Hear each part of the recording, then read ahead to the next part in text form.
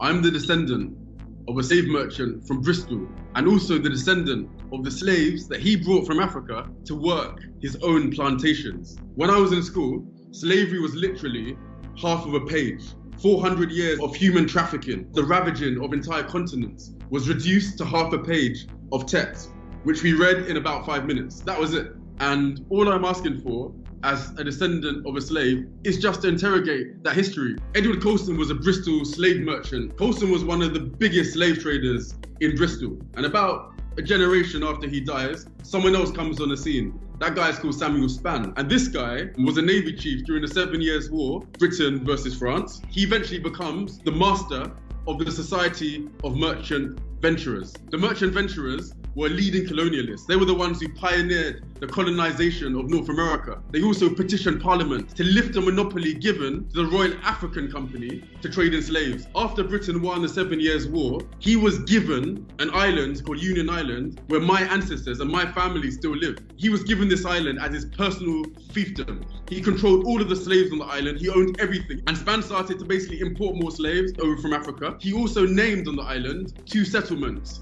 Ashton and Clifton, after place names in Bristol. My late grandmother has a home in Ashton, looking out to sea, and her auntie, she has her house in Clifton, also by the sea. So you can sort of imagine the scene 200 or whatever it was years ago. On that spot where those houses are now, they would have been seeing people coming in British Navy uniforms, coming onto the island. Slaves would have been in chains, being led up Top Road and Bottom Road, which we call them today, led down the hill in Clifton. The most disturbing thing about this is actually my family is also descended from Spanns. But unlike his English family, who were given vast fortunes in inheritance, run into the millions, my family didn't receive anything, of course. So you have this guy, takes over this island, he passes it down the generations to his children, and they just go on pushing their weight around on this island as they see fit. They just basically exploited the people there and passed down the wealth for their own advantage. While my ancestors were being impoverished by the greed of slave merchants from Bristol,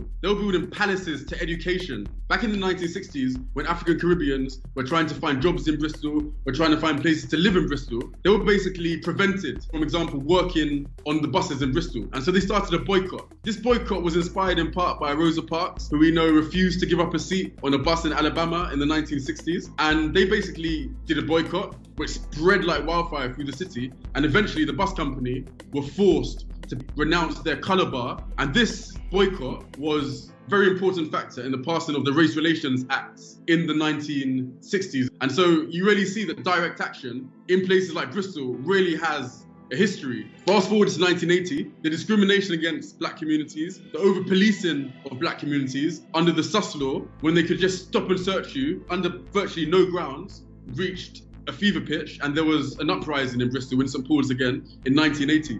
I think you can really draw a connection from slavery and from the racism that grew out of slavery to Bristol as a city as it is today, or at least when I was living there.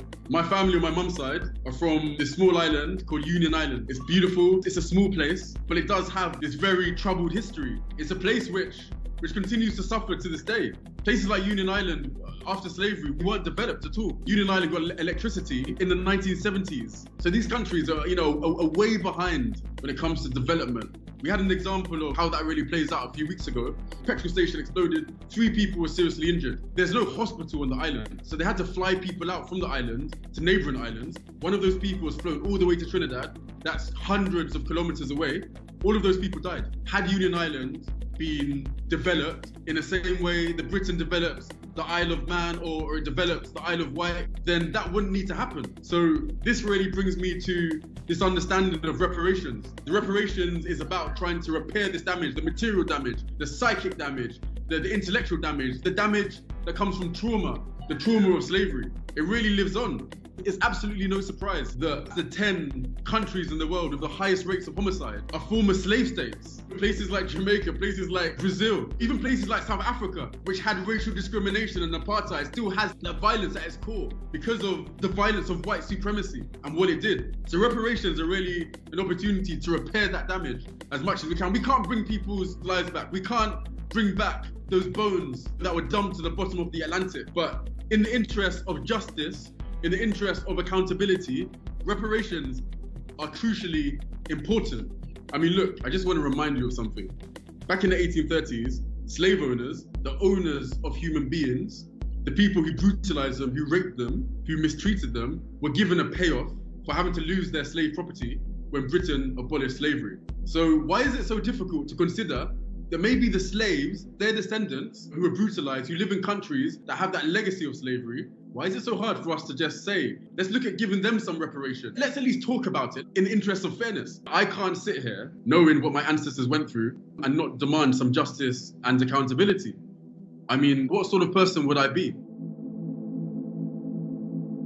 At this moment in time, as we talk about Black Lives Matter, reconciling history, that we also start to think about media outlets that offer some sort of alternative or some sort of antidote. Double Down News is one of those places. And I would really encourage you to support Double Down News, join the future of journalism, join Double Down News on Patreon.